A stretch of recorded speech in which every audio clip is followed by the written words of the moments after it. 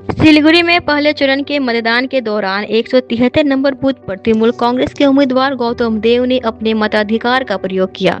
गुरुवार सुबह लगभग 7:30 बजे वो सिलीगुड़ी गर्ल्स हाई स्कूल पहुंचे। उन्होंने आम मतदाताओं के साथ लाइन में खड़ी होकर शांतिपूर्ण तरीके से मतदान किया। मतदान के बाद बूथ से बाहर निकलकर उन्होंने पत्रकारों से बातचीत की।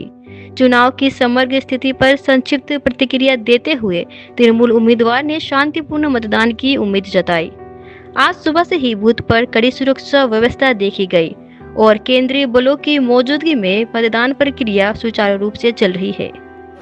Victory will be take place as because people are waiting to vote against this unruly, unconstitutional jumlabaji of the ECI and the Election Commission and their agents.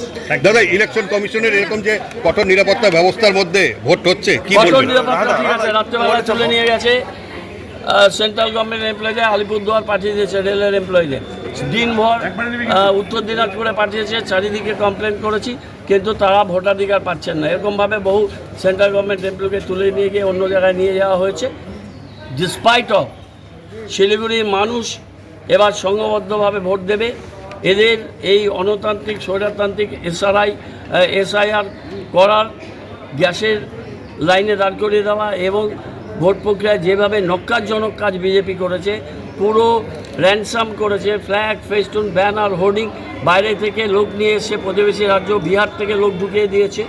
এবং আমরা সমস্ত ধর্মশালার সমস্ত জায়গায় বলছি পুঙ্খানুপুঙ্খভাবে এদেরকে বার করে দিতে হবে।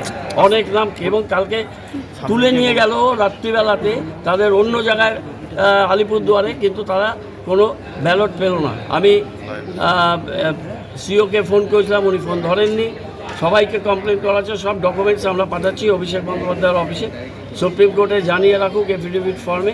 কিন্তু নির্বাচনে মানুষ এই অধর্মের বিরুদ্ধে, এই অন্যায়ের বিরুদ্ধে এবং শিলিগুড়িকে জেতানোর জন্য বাংলার অস্মিতাকে বজায় রাখা এবং যারা বাংলায় থাকে সবাই বাঙালি, জাত, ধর্ম, ভাষা এবং পার্টির ঊর্ধ্বে উঠে আমাকে ভোট দিতে আহ্বান জানিয়েছি, তৃণমূলকে ভোট দিতে আহ্বান জানিয়েছি।